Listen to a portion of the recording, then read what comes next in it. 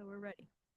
Okay, I'll call the Public Works Committee meeting to order. Roll call, please. Cindy, Here. Seth, Here. Todd Kirking, Here. Andrew, Here. and Crystal. Here. Okay, first period for public comment. If you're here about the curb for Center Avenue or the lights, that is on the agenda. And I assume that's everybody's in one of those two things. So, right? Okay, so, anybody online want to make a public comment? Now's your chance.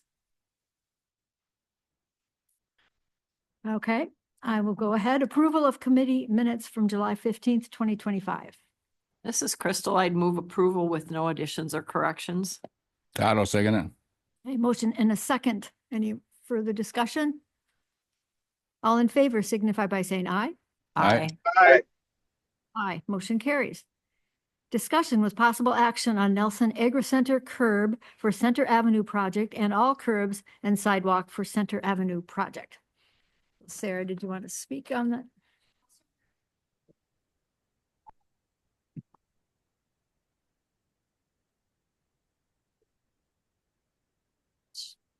We'll have Sarah start. It was only partially working. Okay, so yeah, I'll just say a little bit and then we can have Nelson present. So you'll have to put the green button on, you know the drill. And then Matt, who is our engineer on the project, also has some things to walk through as well. So I guess the gist of it is what we're talking about, even though the agenda item it talks about all of curb on Center Avenue. It's really the portions that are adjacent to Nelson Agri Center that are something that we're talking about. And so we set a design based on like the current road width, but as we've walked through it, there's been some concerns brought up. And so that's what we're here to talk about tonight. Are you gonna, I get to share screen, Nate? Okay, and sorry, one moment, please. Are you turning it over to me, Sarah? Well, If so, I can start in a while he's pulling it second. up. Yeah, give me a moment so that I'm allowed to share. Okay. You should your photos. Oh, it always fools me when it says it'll stop sharing your screen. Okay.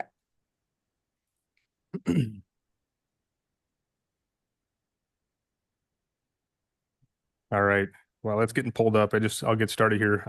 First off, my name's Jacob Connis. I'm co-owner of Nelson Agri Center and a resident of the city of Viroqua. And with me today, I have my brother, Garrett Connis, also co-owner of Nelson Ag and a resident of the city. First off, I'd like to thank the committee members that took time to meet with me one-on-one at the store to walk through my concerns. I greatly appreciate that. I know you all are busy and have a lot going on, but I do appreciate you taking time to meet with me and look at that one-on-one. With great support from our customers and our community, Nelson Ag has continued to grow into the business you see today. Being part of downtown Viroqua was important to Fred Nelson, who founded our company in 1954. It was equally important to our grandpa Roy, who bought the business in the 80s, and our father Dan and his business partner Mark, who both retired in recent years. Garrett and I also realize how fortunate we are to be in the location we are. However, our growing business is landlocked, and parking and access to the business continue to be an issue. In our opinion, the current Center Street project proposal isn't helping address parking or access to our business. In fact, it's doing just the opposite and making it worse. I have a series of slides, and I know we went through this one-on-one, but I'm just going to real briefly go through what our concerns are. So next slide, please, Sarah.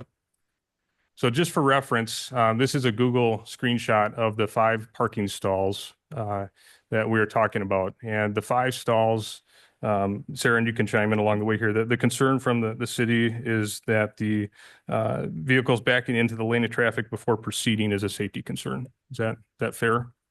Yeah, they're in the street right of way, which is like for sidewalk challenging, and then yes, also backing. Okay. Just wanted to create a visual here for you guys, and then also note that we have 0 known accidents that I guess we're aware of going all the way back to the 80s as a result of these 5 stalls. Next slide, please. This is the proposal, and you can see the X's that are in the middle here are representing the 5 stalls that are going to be taken away with the proposal. Adding 1 additional stall to our main parking lot, and then converting the parking to on-street. We feel that this is a step backwards, and it forces more of our customers to park on-street. You can see spots 1, 2, and 3 on the screen. Those would be the new spots created by adding that curb. It's forcing customers to exit the vehicle into the lane of traffic. It's forcing our customers to carry products that they purchase at our store even further, and also forcing customers to essentially push shopping carts all the way to the street or into the street to load their vehicles. We feel that this proposal puts our customers in a less safe situation than what we currently have, and also nets in loss of parking stalls as well. This is the right slide. This slide shows some visibility concerns. That yellow line indicates if you're exiting our parking lot heading west to look down Center Street to the north, that is a line of visibility. And if you guys notice spots 1 and 2, and then click to the next slide, this is an image of a vehicle that frequently uses Center Street, a larger profile vehicle. This happens to be one of ours, with a truck and trailer. And we have concern that moving that parking from the existing spots, which are on the right of the screen there, out into the street is going to create some visibility concerns for people trying to exit our lot. Center Street is busy enough, and being able to see traffic that is coming from the north headed south while exiting is going to be important. And those spots 1 and 2 on the proposal, we feel probably shouldn't exist on the proposal just for visibility concerns. And in effect, that results in even less parking than what we currently have. Next slide, please. So in today's competitive retail world, convenience is so important. One of the main reasons people shop online is because it's convenient. Why is Quick Trip so successful with grocery essentials? It's convenience. People can get in and out. If more of our customers can't have convenient, safe parking, they will shop elsewhere. Many of our farmers and contractors and day-to-day customers prefer the 5 parking stalls we have at the feed counter as it is today. These spots provide quick, easy, convenient access to our feed counter. Often the items that are purchased through these doors are larger, and it's the proximity to their vehicles is convenient. It's easy to load. Operationally, we may see some changes too. If the parking is not as convenient, people will tend to use the front checkouts, and we'll have some operational issues to work through as well. Next slide, please. Our second concern is the narrowing of the traffic pattern. And here is another Google shot that you guys can see on the screen. If you look on both the east and the west side, there's currently no curb on either side of the road. This allows vehicles to pull into the public right-of-way and park, and it allows the traffic pattern down the middle of the street to be larger. The proposal has a 38-foot back of curb to back of curb width with standing curb on both sides, which will define the street. As you can see on the screen here, the light gray. Nate, if you could help point to that, that would be great. So essentially, it's gonna narrow the street up. And the next slide will show another picture of this. But Center Street is really important, not only for our business, but for Walgreens and the Viroqua Food Co-op. Almost all of our deliveries, most of the food co-op deliveries and Walgreens deliveries come down this street via large semi. It is also extremely important to keep this road as wide as possible, as we have many customers who frequent our business with large trucks and trailers, and they need to be able to access our back lot to get loaded out with product. Next slide, please.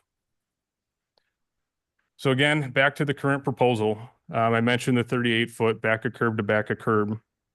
And one thing that is not depicted on this proposal is you can see the spots 1 through 8 on what would be the east side of the street, but it is intended to have parking on the west side of the street as it is today. Sarah, can you try clicking just once? I think I laid in. Yeah, So I laid in some additional parking spots here that we're hopeful and our business needs to have those parking spots available to our customers in the future.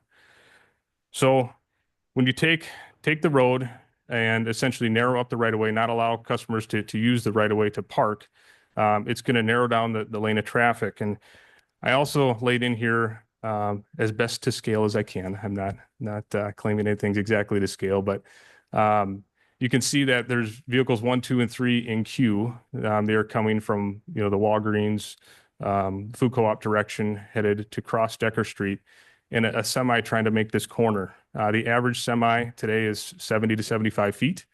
With the on-street parking spots 1 and 2 that are on this proposal, it makes it pretty darn impossible for a semi to come around that corner while there's vehicles parked on the west side of Center Street, and there's vehicles in queue to proceed through the intersection. It is going to be extremely, extremely tight. And again, I just can't reiterate enough that we really need the parking on both sides of this street. Next slide, please. While looking at lines on paper is one thing, Garrett and I wanted to get out and look at what it's going to look like in real life for us. And so we took the proposal, we went out and measured. And on the left side here is a current mock-up of what or how people are using Center Street. And the vehicle on the left is my truck, and the vehicle on the right is one of our store trucks. And we did this before we opened up one morning. And so on the left, you can see that the Ford truck on the left is pulled up into that right of way, like how people are using it day to day. Everybody uses it that way. And the vehicle on the right is pulled up tight to our building. And as that sits now, two vehicles can pass freely. And vehicles that are large in profile, semis, customer vehicles can pass freely. The image on the right is what it will be with parking on both sides and the 38-foot back of curb to back of curb. And you can see there that that's a passenger truck trying to pass through. It was very, very difficult to get two vehicles to pass through at the same time, let alone bring in a box truck, a semi truck, a gooseneck trailer, any large vehicle. It's going to be extremely tight. And if vehicles can't pass in both directions at the same time, this is going to create bottleneck issues where one vehicle is waiting for another one to proceed through. And then once that car comes through, then they can move. And that's going to take place not only in the block we're looking at in this picture next to our store, but also in the lumber shed block, which is the next block to the north. Yeah, I think anything to add on that? Okay. Next slide, please. If the road isn't as wide as possible, we have, as we previously stated, great concern that we're going to have traffic flow issues. And once the road becomes too congested and the construction's already done, what will be the fix then? And in talking with Nate and Sarah last Friday, I mean, the only logical, and I'm not trying to put words in your guys' mouth, but the logical reason that we came up with, or result that we came up with, was to make one side of the street no parking. And that's exactly what we're trying to prevent, is we need parking on both sides of the street for people to access our business. And we're trying to be proactive and address this now before the construction's done, and that be the result a year from now. Next slide, please. Parking at our business is already tight. Vehicles are larger today than they were even 20 years ago. A lot of our contractors have 2-row pickups with 14-foot, service beds on the back. We have more contractors pulling their own equipment trailers and job trailers. There's more do-it-yourself type folks out there in the countryside that own their little slice of Vernon County heaven, and they come to the store with their trailer to get lumber and fencing materials and you name it.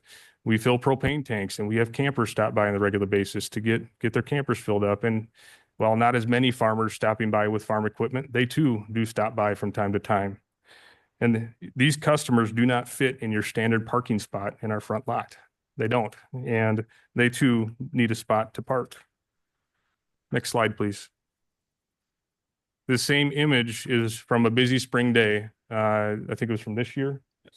And thanks to Google Maps. And the yellow circle at the top is actually our employees parking in the north lot. The green circle is the front of the store, our main lot, which is over 50 parking stalls. I think it's 59 or 60. And that is plump full. And all the other red circles on the screen there indicate customers that are frequenting our business. So I'm trying to prove to you all that I'm not just me saying I need all the parking I can get. I mean, this is one of our sales events that we have throughout the year.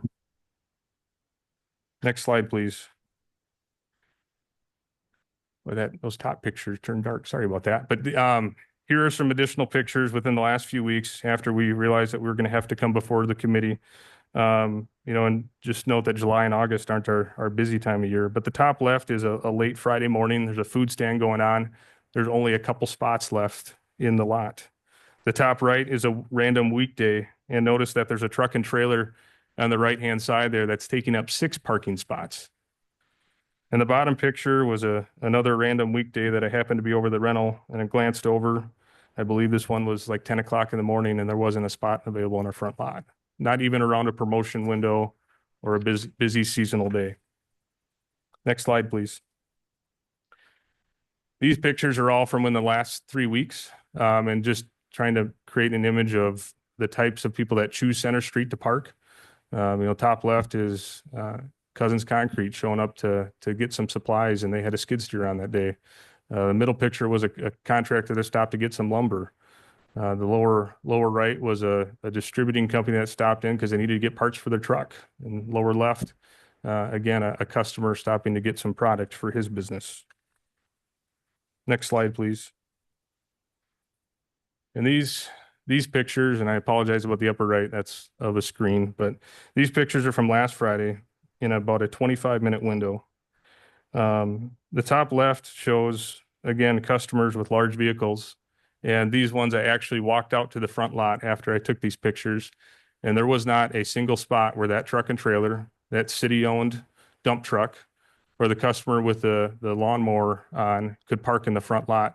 There wasn't more than 2 consecutive spots available for any of those customers to park. The lower right was just 10 minutes later after the city dump truck or city garbage truck left. That guy pulled in at that same time. There wasn't a spot available in the front lot for him to park anywhere. And then lastly, I want to call your attention to that picture in the bottom, in the middle there with that semi coming around the corner. That gray or silver car that was at the stoplight had to pull forward and to the right to get out of the way so that semi could make the corner. That semi, crept around the corner real cautiously, but that red box that I laid over that image is the proposed spots number 1 and 2 for on-street parking. Now, I understand that, this has been engineered and we've had lots of people talk about it, but I can't see how that semi could safely navigate that corner with a vehicle parked right there on-street parking. And we have numerous semis, large delivery trucks come around that corner each and every day. Next slide, please. In recap, our 2 main areas of concern with the proposal are the loss of the 5 parking stalls that our customers have learned or grown to appreciate, and our business needs those 5 spots, and also the narrowing of the street. We've been working with Sarah to address some of the concerns since this last spring, and reality is we've been unable to come to an agreeable solution that doesn't negatively impact our business. We understand that our current parking situation, lack of curb, and sidewalk may not be the conventional way of designing streets today. But for the reasons I shared, we are asking that the Public Works Committee grant us permission to leave the 5 feed counter stall parking spots as it is today, remove the east side sidewalk from the design to allow better traffic flow for large vehicles, and maximize parking for our business needs to grow and prosper for an additional 71 years.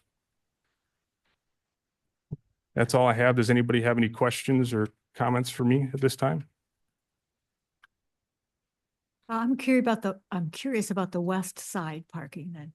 What would you like to see happen there? Yeah, well, thank you for the question, Cindy. When we started this approach with Sarah and team, we took a look at what's best for the community, what's best for the neighbors and residents, and what's best for our business. And the enhancement, we feel as a business, the enhancement of the multi-use trail that's going to be installed on the west side, and the defining of the driveways or easements, I guess, into the properties is important for the community. And we are 100% okay with the west side going forward as proposed. The multi-use trail, the curb getting installed, We ask that the parking gets left on that west side so we can, while it's only, do we come up with a number, Sarah? 4 spots? No, it's 3 like spots? one actual, like where the pole is, there's a spot, but like we can't, we want to have at least 3 feet on either side of a driveway. And then usually it's 18 to 20 feet wide. So the only one that besides that one spot where like you're parking on those images, is like right up by Beshbach, which we We pull the wouldn't be proposal. using that. I mean, it doesn't make sense to have that so close as a parking area, Okay. right? So we're talking, I mean, a formal parking spot, we're not talking about losing much. It's like a lot of times when you're seeing that traffic pull in, they're parking over top of the Mhm. driveway. Yeah. Mhm. Would you like me to share my screen, Sarah? That would maybe show that one stall. Yeah, well, I mean, so we certainly can take questions now, but I did want to give Matt and I mean, obviously we'd walked through this design before about like why we laid it out the way we did. And the considerations we had. I don't want to take up too much time though, because it's almost 5:30 already. I just wanted to say that we appreciate you speaking. And I'd Yeah. like to let Sarah and Mike, did Mhm. you say it was? Matt. Matt speak, and then we'll discuss it. If that's Okay. okay with you guys. So, If you want to let me share my screen, I can do that quickly. Stop sharing. So, it's always a really fine balance when we look at all of the work that we're trying to lay out. As stewards of the public right of way, we want to make sure our businesses are addressed, but we also need to look at the safety of pedestrians and bicyclists, water flow. Those are the kinds of things that we look at when we're doing it. So just giving context. But are you able to share yet, Matt? You have to, yeah, no, it says host disabling yet. You may need to do something, Nate. I don't think I can do it. But I don't know. Maybe I can. Do you need to kick me out? Matt, you should be able to co-host now and share screen. All right, it still says host disabled participant screen sharing. There we go. All right. Anyways, that was a really obviously good, nice job summarizing obviously a lot of your concerns and how traffic operates there. Obviously, it's very busy there. You have a great business, which generates a lot of traffic, which is great. Yeah, and I'm going to skip this one anyways, but I create a lot of the similar images to what he did, but just so everyone else is aware, in terms of obviously these are the parking stalls there that he uses adjacent there. Just so everyone's aware, these parking stalls extend into the right of way 5 feet, and then this building extends into the right of way 11 feet. So it's honestly a pretty unique situation where you got parking and building improvements that extend into a city right away. And obviously, when you're trying to accommodate everything, that can make it challenging, especially when everything is so busy. But obviously, as everyone is aware here, the overall project extends the trail on the west side of the road all along Center Ave, and then a 5-foot wide sidewalk on the east side of the road all the way up until this point. And obviously, as you can see here, there's not really, I mean, you can see where the road is, which that road is about 37 feet wide, where then it transitions to the side concrete on the west side and then the parking lot on the east side. So obviously the road is theoretically that width. It's just there's no curb there, so it all kind of everything is kind of together. Like there's no barrier stopping traffic.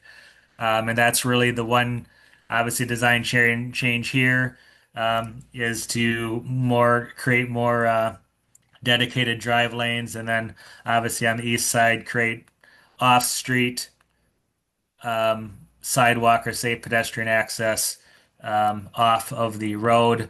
This is just a similar picture to what he had previously, but obviously very similar. The concrete sidewalk, there's that parking that he had before right in front of that stall between the two gates. That there's all often the parking here. And then this is where obviously right now you can see this person using this side area that for access, walking back and forth here. So everything is kind of combined with not a barrier for traffic or traffic versus pedestrian and walking people, walking off street, and that is really the one of the changes here. Obviously with this is the addition of curb and gutter. He had a lot of these similar things. I just wanted to point out the curb and gutter wraps around on Decker through here, and that width is 35.7 feet, and the proposed is 37 feet. So obviously with um, semis and any large traffic, there's two huge areas. One is the drive lane, and then two, the turning movements. He did a great job of emphasizing the concerns of the turning movements. But I guess I just wanted to point out the curb ends here and we're actually widening it here. So like the turning movements at the intersection should only be a little better because it's going to be a little over a foot wider where the curb ends. This is where the curb ends, and then this is where really the change happens. The light blue areas are where the dedicated driveways are versus the basically everything is open with no curb. And then this is where obviously the stalls that he referenced would be removed and then the parking added. Now in reference to one of the pinch points, this is the loading dock that extends into the right of way 11 feet. With the curb here, with adding a curb, there'd be a narrow 4-foot walkway that one would, I guess, let people get out on that side or a safe access for people to walk outside of the traffic area, which is, obviously important to create safe passing on both sides of the road through there. This is really a big pinch point on the west side of the road. With the curb and the trail, there's really less than a 4-foot terrace between the curb and 8-foot pass. So we're really pinched tight on that side as well. Right across from the loading dock, that's where that vehicle always parked. That's the parking stall that Sarah mentioned that fits the best with the driveways that are going to be dedicated for access in and out. This is one access. These are the two gates, and then this would be the area in between.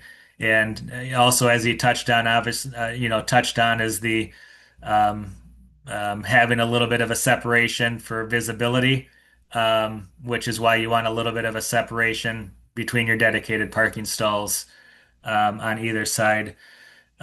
Just, I guess, want to touch on, what, Question real quick, Matt. what is 38? Yeah. Is that okay? Just, you had the parking pulled Yeah. up. Can I ask why there's not additional parking spots depicted on that? It seems that there would be enough space to the left of your cursor a ways.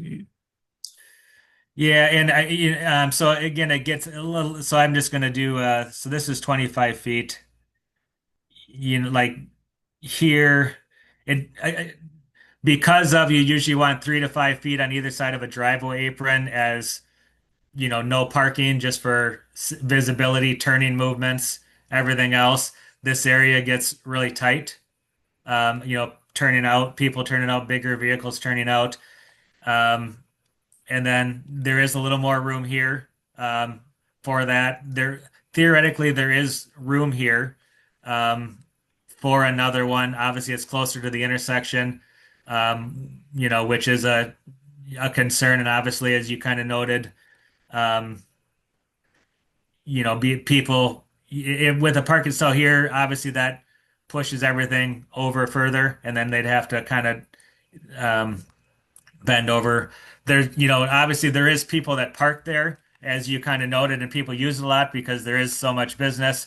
Obviously, as you can see the pictures, though, there's not like dedicated parking stalls. People just kind of pull in and, randomly, I wouldn't say randomly, but just kind of park on the side without like dedicated marked stalls or that sort of thing. But to your point, there would be room between these two driveway aprons here as well to fit with, reasonable separation from driveways. Sarah, if you have anything to add to that. Okay, so every time we look at parking, width is length is certainly one part of it, but it also is like the location that it is. And given that people like the traffic load there and how close it is to the intersection and how busy that intersection is, it's just not a great place to put a parking stall, right? And we do that often. We look at the conditions that are out there and whether it makes sense for parking to be in a location. And so I wouldn't paint one there for sure. And we usually walk through a process of trial and error. I mean, like, is it causing an issue? And are people trying to park there? And if they try to park there and it's become a problem, we'll just paint it yellow. So you're saying after the changes are done, there'd be one parking spot? Well, there's no, like right now it's a big open. Yeah. Yeah, Right. right. I would not recommend So making that a parking spot. no Again, it would parking on be, that side? well, I guess that's another That's not, option, I would say, in this as well. Okay. But in terms of that one in particular, not a great spot to have people parking. There's just a lot going on right there. People exiting Nelson's, like they mentioned, like turning movements of larger vehicles is not a great spot. Do you want to continue and then we can kind of, And Vestbox are okay with the lack of parking there for their customers too? well, right now it's a driveway. Okay. And even though adjacent businesses like their parking and we obviously want to accommodate them as much as possible, it's not necessarily the choice of the business. I mean, we have to take the public interest into perspective. And in that scenario, it would be a really tricky spot to have a parking stall. I mean, we wouldn't paint it for sure, but like I said, what Rick and I and Chad often do is like, we wait and see. So it's like, we'll make it a little more vague. This is one option, right? Are people trying to park there? Because often people instinctually don't park places where they feel like, ooh, that one's not a good spot for me to park. If people were parking there and it was clearly causing a problem, we would paint it so that it was just clear. If people were parking there and it really didn't seem to be much of an issue, but people aren't parking there right now because of the driveway not having a curb. And so in a scenario like this, it wouldn't be one I'd recommend. so does Matt have some more he needs to say? Yeah, I think he's got a. Yeah, I just wanted to just quickly touch on, what does that 38 feet mean? Okay, so I would say for practical purposes I'd say there's definitely a trend in general for streets to go a little narrower, in part to kind of calm traffic and slow down traffic. But anyways, I just wanted a typical parking lane, like especially along the parallel parking like this would be, an 8-foot parking lane, and that's what I'm showing here. And then a drive lanes in this case with the 38 feet back to back would have 10.5 feet driving lanes, and then the other side is that 8-foot parking lane. But as Sarah noted, there's really only one spot that fits that. So this is really not there other than that one pinch point at the loading dock. But I would say in general, a typical parking lanes range from 10 to 12 feet wide. Like in urban areas, it's oftentimes narrower, that 10-foot range. Yeah, on like higher speed interstates or higher speed highways, the 12 feet is usually common. Obviously, if you have the bigger traffic like that, obviously that takes up a little more room. So like obviously, as kind of his picture showed, if that both sides were packed tight with parking, it would definitely, people wouldn't be flying through there. It is relatively tight, but I would say that's not uncommon. And honestly, like the industrial park, WIS DOT T grants, they only fund up to 36 feet wide, and that's for industrial parks. So like this width, and actually this is 2 feet wider. It's not uncommon. Obviously, there's a lot of bigger stuff that parks there, which obviously is something to consider here. But in general, that 21 feet would be the driving lane plus, and really the other side is just that where there's parking is there that additional 8 feet, which would create, obviously if there wasn't parking on that side, then there's 29 feet of drive width. And I guess that's what I just wanted to point it. And ultimately, there's no engineering book that would say to design it the way it is now, but ultimately the facts are the the building and the parking stalls are there now, so that's just a matter of what can we do to, obviously work together to obviously make a safe public road, provide safe sidewalks outside the road for pedestrians and bikers and everyone else, and obviously accommodate the businesses the best we can. This is definitely a unique thing given a lot of the, their improvements or what they're using are inside the right of way, where obviously traditionally sidewalks and everything else are, would be located. Did any of the commission or committee members like to comment? Question. Yes, go ahead. Can you show us how this use lane figures into this? Because I'm a little confused. I don't see it indicated here, but I know it's been discussed. Yeah, so I apologize for that. The multi-use path is this dark gray line on the west side of Center Ave. It's really located. It's going to be 8 feet wide. If you're out there, that fence. Let me just go to a picture. That path is going to go on this 8 foot wide path on the west side of Center Ave. And then one of the changes from what you see here, it's going to be a dedicated path. And then there would be like a 4 foot gap that's either going to be grass or concrete driveway aprons. And if you freeze there for a second, I think you can see they're eating popcorn from Nelson's, so they're clearly a Nelson's patron.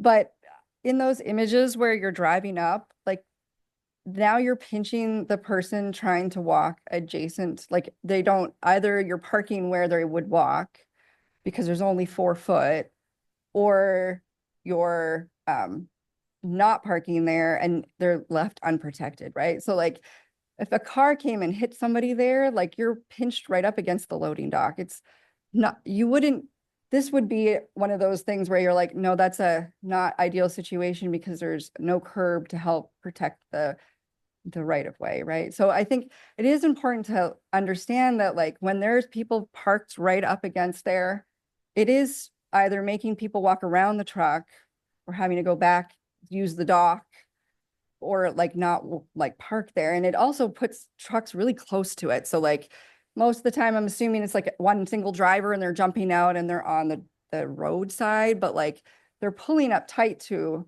a set fixed area that then makes it harder for them even to get out of parking stall. But again, I think I can go on just a little bit, but Matt, did you have other points to make? Because I don't want to sidetrack you from where you're at. No, I mean, but just so everyone's like the road, like I would consider this edge to kind of be the road. There's just not a curb barrier, but like that is where the curb is going. And obviously, as you can see here, it would be very difficult to push the curb tighter to this loading dock and provide any level of area for a person to get out of a vehicle or walk on this side, obviously outside of the track. It's just the limitations make it difficult to make it bigger than it is and still have any level of sidewalk or anything on that side without, someone park here, open the door. Obviously that, takes up room, and then getting out and, just walking, it's hard to get any tighter than we are. That is one thing we looked at, like after talking to Nelson's about trying to figure out like where can we steal right away from? Because we have widened roads. The project on other streets often will put it in like it is. And so this is one of those scenarios where we're looking at the current width of the road. Sometimes we widen it, right? We wanted to put a bike path or make accommodations for a path on Rusk Avenue. It's just, if you look at the streetscape, we just don't really have anywhere to take it from. So the multi-use path does change how much boulevard there is, but it doesn't change where the road edge is or like where the curb theoretically would be. So I mean that, trying to like, hey, do we take from that side? Because what you run into then is like the ability for us to make the driveway approaches not too steep, because you're getting like a shorter, if we were to make the boulevard any smaller than we are on that side. So that's a restriction for us. It's hard to do. Like curbs are good because they provide drainage control. They provide protection to pedestrians and define roads. And so I know this is like all really tricky because I mean, again, we want one of our top businesses in Viroqua to be as successful as possible, but we're also trying to like balance all of this stuff. And I know they're not fond of the idea of not having parking on the west side of the street, but like in looking at it from like the far out view, there's not a lot of parking that we're gaining on that side. And a lot of the issues that like from turning movements for trucks, for example, congestion factor, allowing for like the fire department to have more than 21 feet to set up. It's really seems to be one of the best compromises that I can see when I look at this. Again, just saying no sidewalk on the east side. There's clearly pedestrians already using the sidewalk on the east side, both for the business and for people who aren't attending the business. So I mean, that would be something that I would say like might be a good way to approach it. I did talk to them about like, you know, we always try to accommodate as much parking as we can on the street. But it is, you know, a business's responsibility to take on their parking needs. So that is, is there some parking in that like fenced off area that they could have as like a pull through drive area for trailers? Or is there some like extra space possibly like in the north lot, like north of the building where they could pull people in? I don't know. It's a tricky one, and it's not a matter of just saying like, oh, we'll just make it 40 feet now. Like we really truly have to lose, I would say, critical elements of a street in order to accommodate for it. So happy to answer questions or have you ask. I would like to questions. have the committee members speak up. Yeah, I like to say the business has been there for 71 years. They haven't had no accidents with them parking. So you would take them 5 parking stalls away if you put a sidewalk down through there? That's a secondary issue. I mean, we could fit the sidewalk in with those parking stalls there. People be backing up into a sidewalk? Well, they are now. I mean, people are walking that way. It works now. It's unfortunate that they're set up in the right of way. But isn't that also how every driveway works? Is that you back up over the sidewalk before entering the street? So you're walking behind the cars as they're parked and there's a sidewalk behind them. Yeah, but you'd have all 5 spots backing over a sidewalk. It usually is just like one driveway and then there's, Right. yeah, and this is a little. That was one of the ones that we wanted to talk to them about. That was the original conversation for today. It's every time you add a point of conflict, it just makes things more concerning. I do have an email from a citizen that contacted me when I first talked to them about the project, and I can read that to you, but essentially their request was like cleaning this up because there's no curb and it's really confusing and more dangerous for pedestrians. When I drive there, this is where I turn around that corner and I often have a situation where there's so much going on, right? There's people that are like going south and trying to like turn. There's people trying to turn out of Nelson's parking lot. There's people backing up and there's like all these cars, and I think they've done a great job. Like if there's so much going on, it's intentionally slowing people down there because they know to keep your head up because there's lots happening. I mean, again, that's a secondary point. I don't think they're necessarily one or the other or both or neither. But it is not something that if it was brought forward now as a request, it wouldn't be something we would approve. Okay, I would like to hear how the rest of did you finish saying what you're going to say, Todd? Well, there's no sidewalk on that side right now. There ain't sidewalk to get to Church Street. There's always been sidewalk on the other side, but there's no sidewalk. I think it's Church Street it starts in, right? Yeah, the sidewalk kind of extends 20 feet to the north and it dead ends right here. And otherwise everything else is just asphalt. Yeah, there's not the concrete sidewalk ends 20 feet north of Decker right now. And there's no plan to put any in that one block beyond where the park, No, employees park. I did talk to them when they first purchased that property about continuing it there, because that's just the direction that we've been taking as a city. Okay. And just because of how busy it is and it's downtown. Okay. Todd, did you have any more? Probably irrelevant, but I'm just gonna say this, I shop food co-op, right? I like it, but it's odd that we shut a street down for them. Center used to go all the way through. Yes, it did. It did. So I'll leave it at that. So did Gillette though, right? I mean, Gillette used to go through as well. AJ. My first inkling is that I do not think, I think we need to meet somewhere in the middle, and I think we're getting closer, but taking away those 5 spots to add, is it 5 on street? No, we're losing some, right? The intention was for the On- safety, not. On the east side of the street where the sidewalk is quote That was- unquote yeah. designed, is that 5 spots? There, we just Yep. looked where there could be there, they're not necessarily stalled. There'd be 5 stalls that are currently being used there. Yes. And it would be 3 if you put all of those ones that are listed there in. We don't have marked on-street parking in that area yet. So we're not going to give them designated parking from what that is if we're not marking it. So we're taking away 5 of their very much needed parking stalls. Yes, for safety purposes, backing into the right of way. Sure. 70 years of doing it and not one accident. I mean, safety is a priority, yes, but I feel that it is a known thing in that area that if you're loading and unloading, head on a swivel. I do not think we're helping them by putting a curb and gutter on that side of the road. I would think that making the west side no parking, there's one spot that's marked. Sorry, Jacob, you lose your parking spot, I guess, on the west side or whoever occupies it, but Seth? Oh, first off, I appreciate Jacob and the time taken to present their concerns as a business on what our plan would be affecting.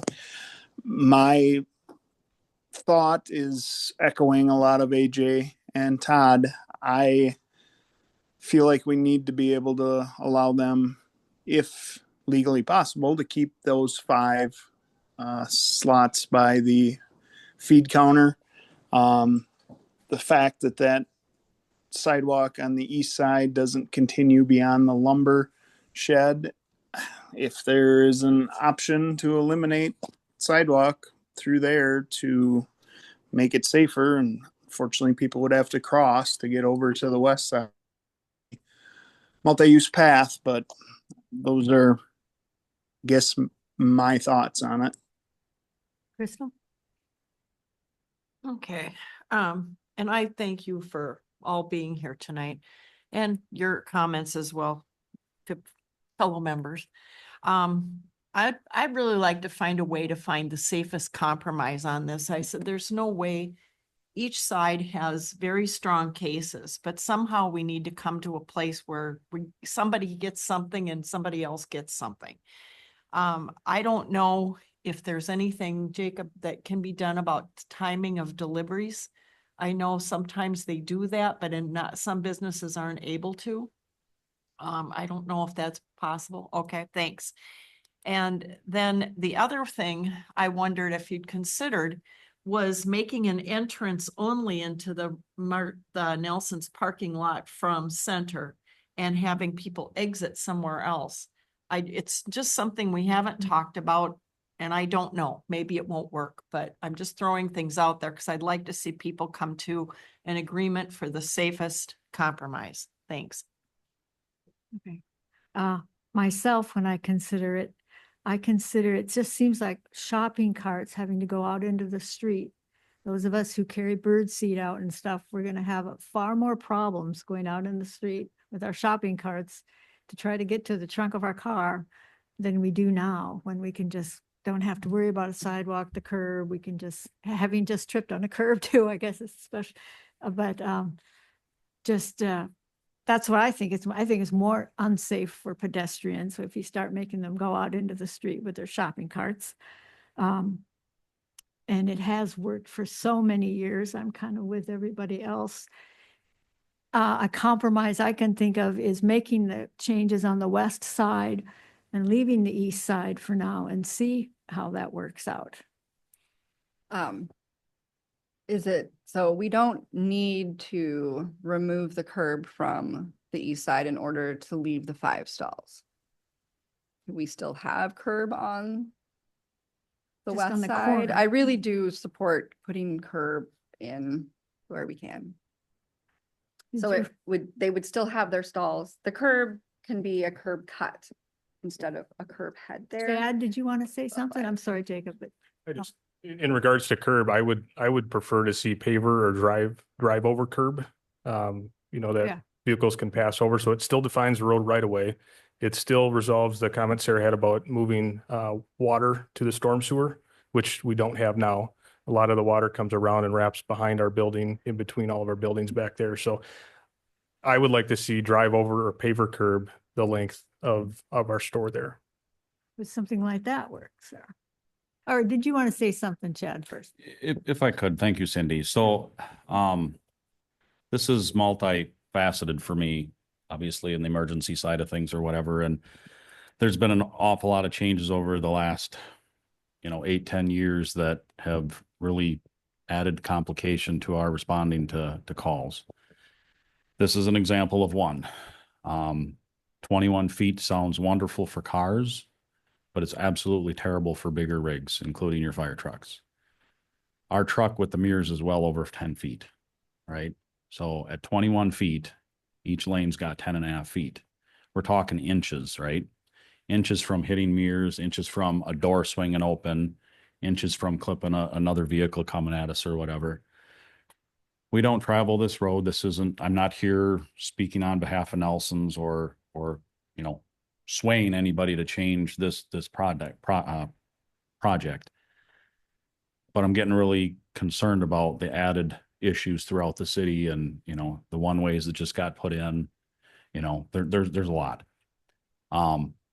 So just kind of think about that. This is also for future projects and kind of talking through the things that I see and the things that I worry about, right? Our truck takes over 18 feet wide to set up our aerial truck. So when you're talking about, again, a 21 foot, if you've got vehicles there, we literally have inches to be able to set up correctly and to deal with the emergency. This is considered a high hazard business, along with a lot of other locations that I've got some concerns with or whatever. This ultimately is narrowing it. By definition, it is not, but for us, it is, right? And you're pushing the traffic in closer, you're tightening things up. They have less ability to, stay out farther, so on and so forth. So that's kind of one thing. The other, I want to talk a little bit about sidewalks. So sidewalks are great, but when you create a sidewalk, that creates a funnel, right? That's a welcoming space to say, hey, come walk here, whatever. With the building being that close in the first place, like even Main Street scares me, right? That's all tight, but you've got a row of vehicles, potentially you got a row of vehicles here too or whatever, but you're inviting people to funnel through that area. Now we do have onesie twosies that walk there every day, all day long, right? But if we create a true pathway for them, it's only 4 feet wide. 4 feet wide isn't very wide from being up against a railing and a curb or a parked vehicle, things like that. So the nature of it makes sense, but that does worry me. We're just inviting more people to walk down the east side of the street there. As far as marking parking lanes on the street or parking spots, that again welcomes people to park there longer. This is a spot. This is a city spot. You're getting someone that maybe parks there all day long, whatever it might be. But again, it's welcoming. And I'm not saying you should or shouldn't, but this is how I see it in other locations around the city too.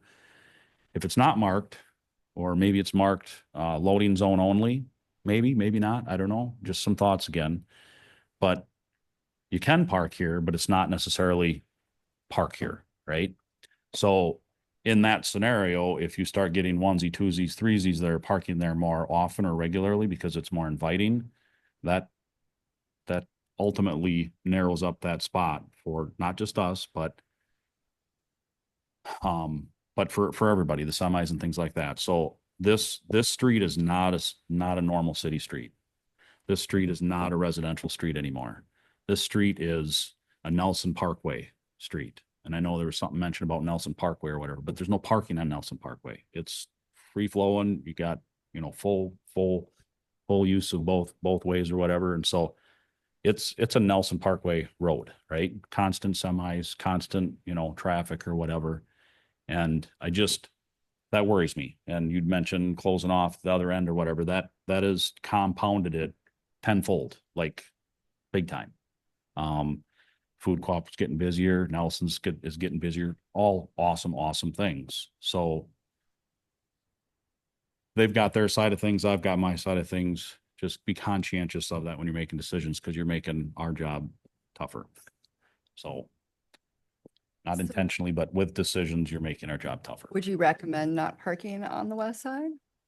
'Cause that Well, gives you something's 29 gonna feet. have to give. Like, I don't know exactly. Like, I'm not an engineer. I don't know how all that other stuff works. We kind of, when we talked earlier today, Sarah, I'm not trying to throw a wrench in the project. I'm not trying to sway anybody other than, you know, to me, if we do what you see on the screen there today, I am not at all okay with it. I think it's dangerous. I think it's going to create problems with us. God forbid if we ever have to set up the truck there.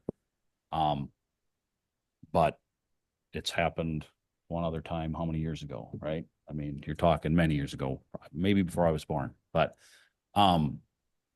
if I had my way, it works now. We got to make a change. Curbs are good, water flow, you know, safety. That's for someone else to decide, but, that's not really answering your question. I get it, but I'm not here to design it. I'm just here to tell you that there's many pieces of that make me very nervous. But if there was parking, you talked about road width a lot, right? And what you need to set up. If there's no parking on the west side of the street, does that allow your equipment to do what it needs? That to do? helps a lot. Absolutely. Yep. Good point. That does help a lot. If you kept the one whole side open, that gains us what, 10 feet, 8 feet? It'd be 29 feet wide. Yep. Yeah. Yep. So I would suspect that you're going to get some vehicles, you know, the stop and grab and go type of thing or whatever. But again, it's not a permanent mark. So it comes and goes and the police can deal with, you know, that kind of stuff. Right. So yes, that would be a huge help. The sidewalk thing, I don't know, but again, just remember funneling people and saying, welcome, please come here. You know, I don't know. I just worry about that. So Okay, thank you, Chad. you're welcome. Doesn't putting a sidewalk in, even if it slopes so you can drive over it, doesn't that encourage people to walk on the sidewalks? You have to worry about the cars are going to be backing up. Right now, we all know there's no sidewalk there. Well, I don't know. I guess if you're a pedestrian, so I've had the experience where I have walked there and I'm like, you're kind of stuck. You walk Yeah. around just giving you my. No, I my just walk up. experience, If and I want to walk, I I think walk that's by the building. I a don't lot go of, well, behind the right, cars. and I see people walk by and be on that side by the loading dock all the time. Right, but I'm I talking think about it's- before it's- where the It's parking so spots are. interesting, like learning from Main Street with the mixed reactions that we've had, that it's a lot about like your experience on a road. So like, if you're the person that's coming from the walking west and is walking and going to the food co-op, like your experience is different than the person doing that same route but driving over to Nelson's, right? And so, you know, it's like, is it encouraging more? I don't know. You'd have to see. I think we already have a problem where people are walking there. Saturday morning, I'm sorry to interrupt, but Saturday morning, I watched pedestrian traffic because Saturday's busy, right? People are off of work and they're headed to the co-op, they're headed to the market uptown. And almost every single person crossed this, if they were coming from the old library or post office, headed down past our store, they crossed the street to the west side before proceeding past our block. And I feel that that's just going to be even more the case once this multi-use trail is put in. I mean, we're really are going to encourage people to use that path. So in fact, that day I didn't see anybody continue on the block and walk along our building, but most people cross in advance of getting to that block.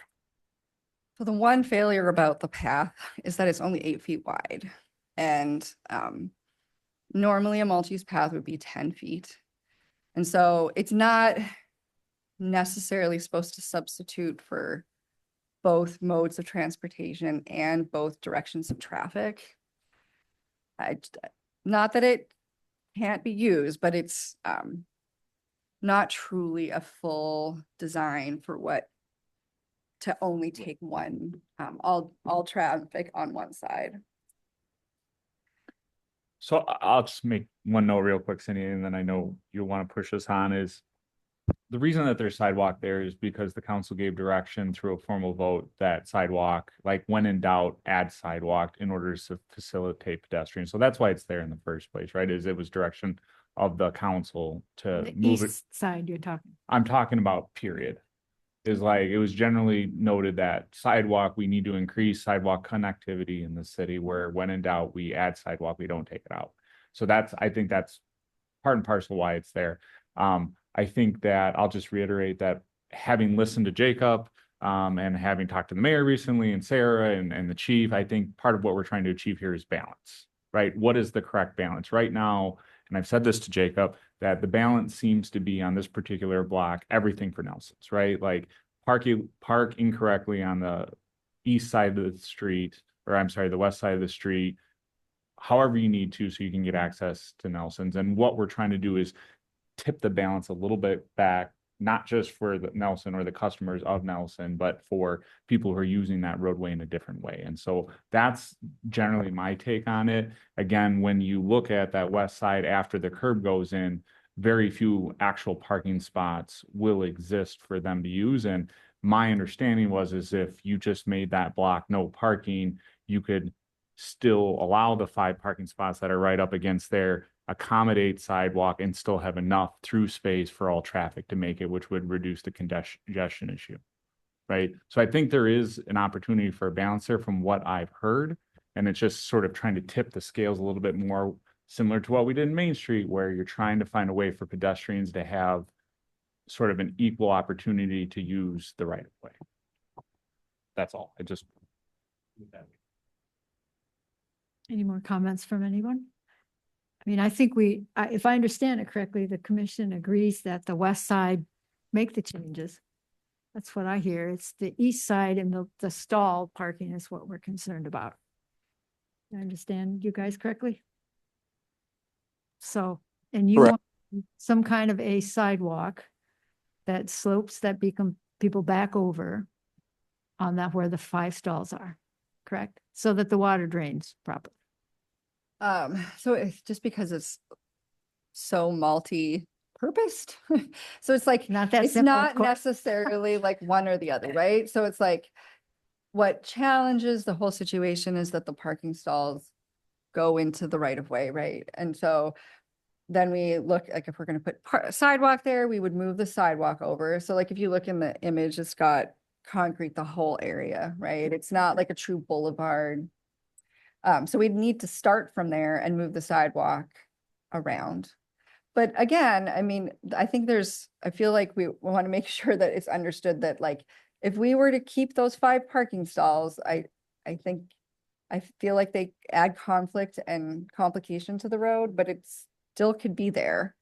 And we could make that driveway approach all the way down, like, right? That Matt's doing a great job.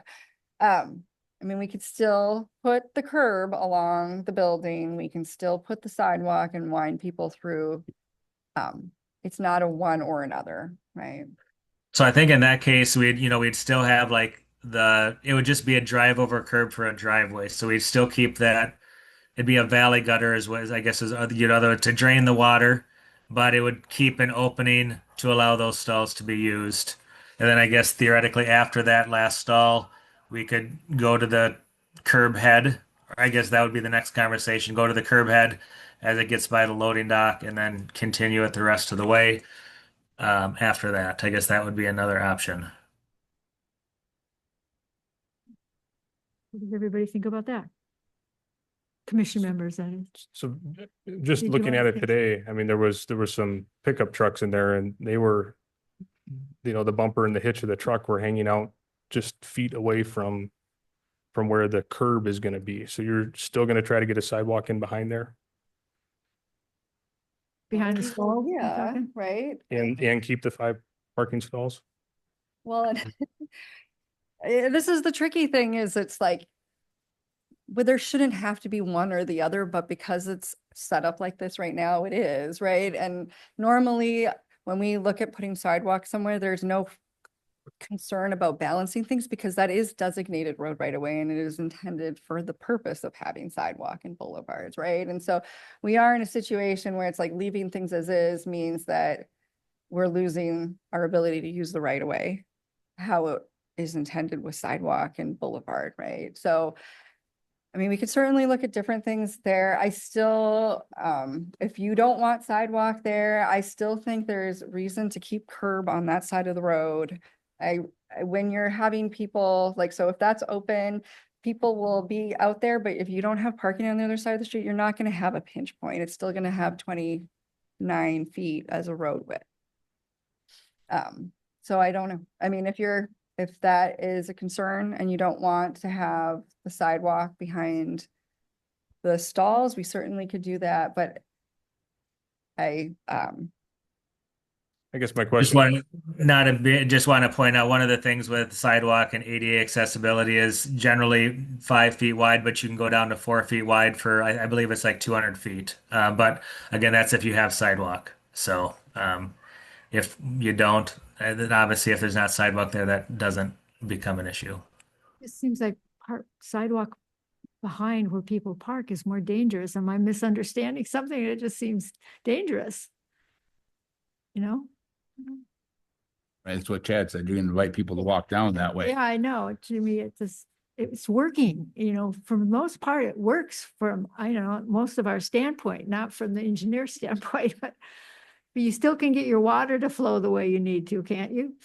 Isn't that it's not, on the east I side? mean, without a curb, it doesn't work as well. Right. But It doesn't provide like an area for like plows to feel when they're plowing and like, Yeah, there's, but- and a protection for like, so even if it wasn't a formal sidewalk, people are still gonna walk there and it gives like a barrier, right? I mean, you saw the person in the image, even though it wasn't a true sidewalk, people were still walking there and but it that's like not behind the provides- stalls. I'm talking about behind the stalls. The Then fill don't part. put it there. Yeah, Yeah. don't put it there. So in the Right interest, here. in Yeah, the we interest should of get this making a done. right decision, we are at Yeah, we have 15 minutes to get through the rest of the agenda before the next committee is up. It might not make it. it might not make it. So what is there a possibility, Sarah, and I'm talking to Matt about taking the input we've received from where the committee's at right now and putting together a new plan that shows on paper what this looks like with both having the sidewalk on the east and the 5 stalls protected, what that looks like and feels like, and then finish the conversation at council next Absolutely. week. You know what I mean? Like, again, this committee can do whatever they want. And if you're ready to vote on it, vote on it. But I think there's time to elongate the conversation to finish the conversation. How does everyone feel about that? I mean, we can make a motion now if you want, or you can wait. This is Crystal and what I heard, and it seems like it might be a compromise. I'm gonna put it out there. If it's not popular, that's fine. But it's that we leave the 5 spaces on the east side. We continue the curb cut from the front curb all the way back to the end of those 5 spaces. And then put no parking on the west side so that the safety vehicles can get through there. Okay, motion by Crystal. Anyone want to second that? This is AJ, I'll second that. Okay, any further questions or discussion? Seth, Todd? I have one concern. I don't know if I'm out of order to speak now or not, but Yeah, you can speak okay. quick. While there's only one official spot on the west side, the usage has been much greater than that in the past. And I think the images depicted that. And so it still results in us losing convenient parking. We talked about convenience. No parking on that side still results in less convenient parking for a business.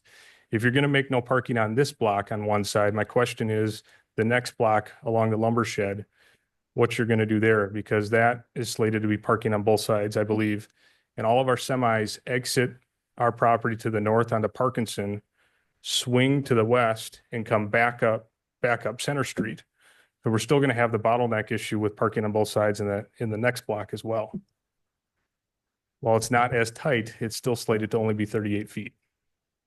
So, we have that situation all over town, right?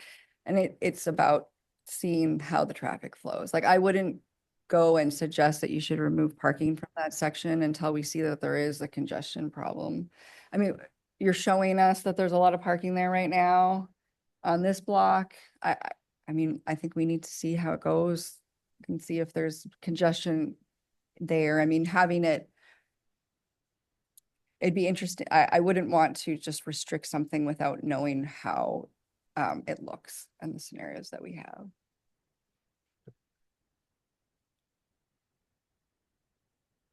Okay, so we have a motion and a second.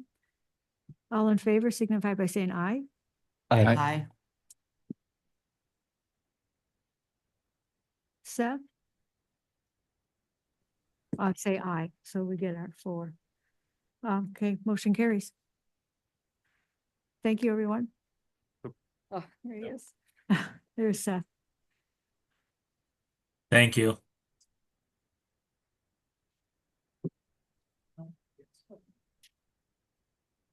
Okay. Let's see, what is it we absolutely have to do? Do you want to do the decorative lights or what is it we really have to get to here? 15 minutes, not quite. I honestly don't know how to do it. Decorative lights, maintenance contract, some of this stuff could do. So we could probably do, I mean, I guess, how much are you? Let's pick the things. Can we push the pay request to council? Okay. Number 9. And everything that's not utility to council. So Okay. it would be 7, 8, 9. I'll throw up, if we could just send them straight to council, then Okay. it doesn't stop me from Okay. getting those passed. So you want to try to do discussion with possible action on decorative lights for Center Avenue? That Okay. one actually could go to council Okay. too, if you are okay with that. Okay, update and approval and maintenance contract for annual generator maintenance. Okay, sorry. Did you want to go to 10 instead of 11? Well, I do want to do 6. Okay,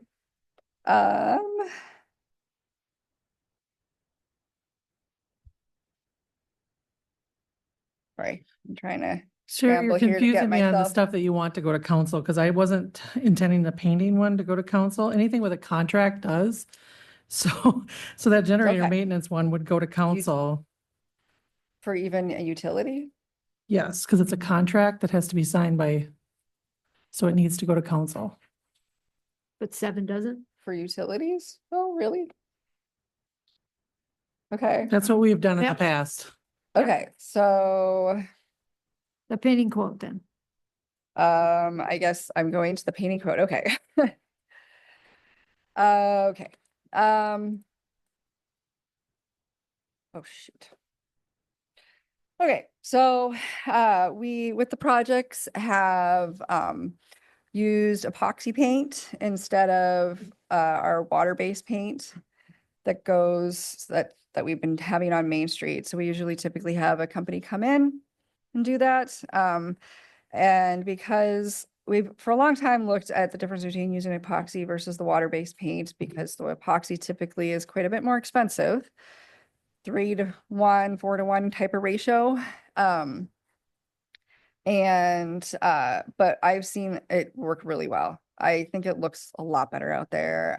We sort of have this annual cycle when we've painted before where we get in like halfway through the year and then the paint looks good for about 3 months and then we plow and then we kind of scrape it up and then it looks kind of shabby in the spring and this, So you want to do the epoxy?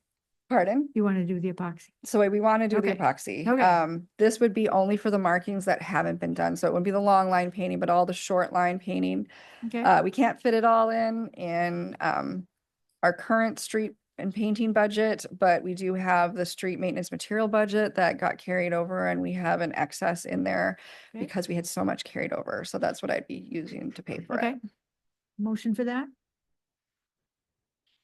What's the amount? Do we need a quote? Well, it's at 21,475. together because you have to do the removals. Oh, I'm not showing you this. No. Excuse me. That's okay. She just needs a number. I'll share a screen, but it's sorry, I'm a little flustered. That's okay.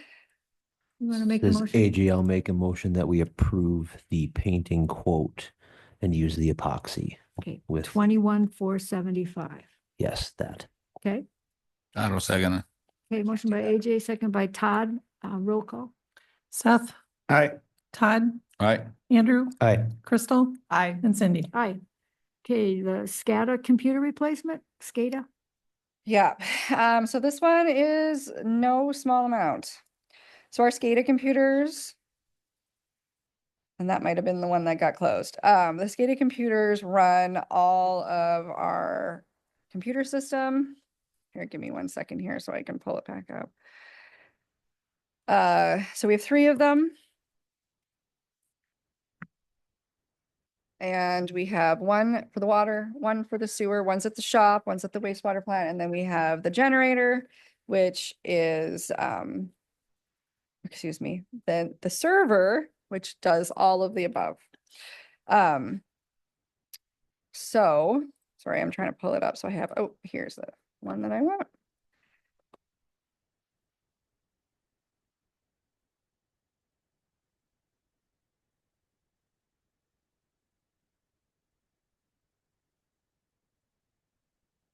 You have an amount?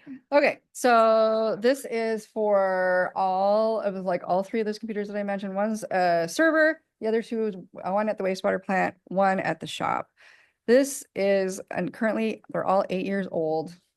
This is an incredible amount of money, so I'm giving you that as a warning. I have asked about it, and I have asked our consultants that are outside of the picture. I have talked to these guys.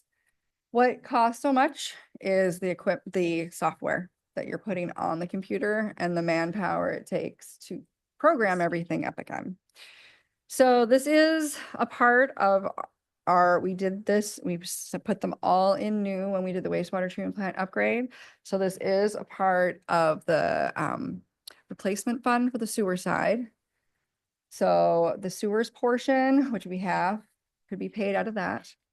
And then the water side, we've been developing a replacement fund. It is not as wealthy as our sewer replacement fund, which is in the like $700,000-800,000 range. Our sewer replacement. 1.4, there you go. So we have plenty in our sewer Something that replacement we fund. really need. I don't know how we can operate without this. Okay. Like, this is one of those critical, essential components, and it is terrible to have to spend this much money, but I have been confirmed that it is just the fact that there's the software they're putting on the computer and the equipment and the time it takes to put everything together. I'm sure that you checked it thoroughly. So, I mean, I mean, it's always nice to see at least 2 quotes on I know. something. And that's what it is, unfortunate. So these are the suppliers for the Wonderware software, right? And so we would need to look at a different software company. We work very closely with LW Allen, and it would be, I think, more costly to us to switch. And not to mention that we feel like we use Wonderware and we use it because we feel it is the best product. Okay. I know. anyone want to make a motion? this is Crystal. I would move that we approve I guess it's purchase of the SCADA computer, 3 of them replacements in the amount of $96,064. Says AJ, I'll second.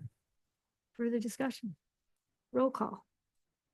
Todd, Aye. Andrew, Aye. Crystal, Aye. Cindy, Aye. and Seth. Aye. Motion carries. Update on Lincoln and Highway 56 lift station emergency repair. Okay, I guess I'll be really quick with this one.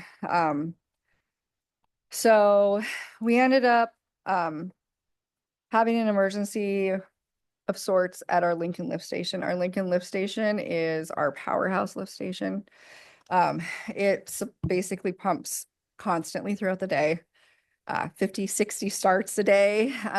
And the guys tried to fix it. They spent about 2 weeks trying to figure out what was wrong with it.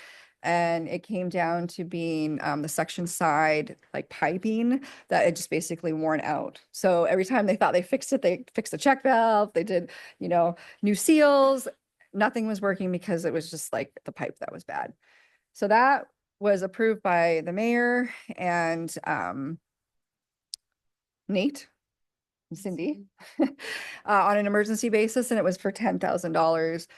While they were doing that work, you can't like shut a lift station down. You have to pump around. And so they were taking it and they were dumping it in the 56th lift station, which I do not feel was the reason that it happened, but there was a lot of flow going through it. And basically the 56th lift station fell apart.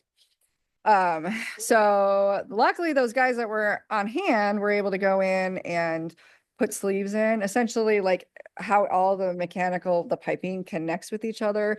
It was designed in a way where one contractor did the wet well and like the force main, and another put all the components in. And they had fought about it originally. This was long before me about it.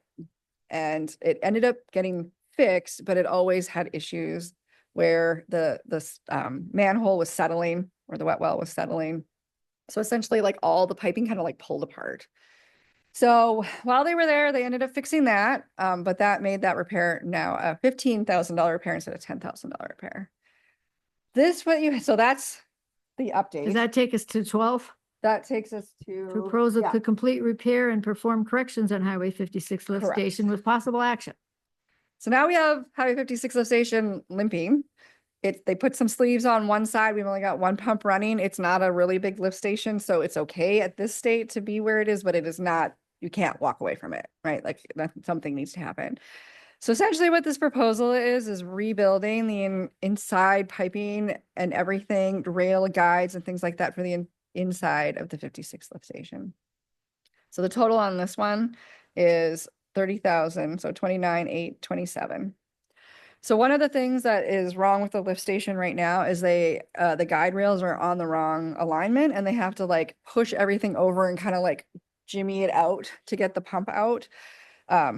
This would align everything. This is also all stainless steel piping.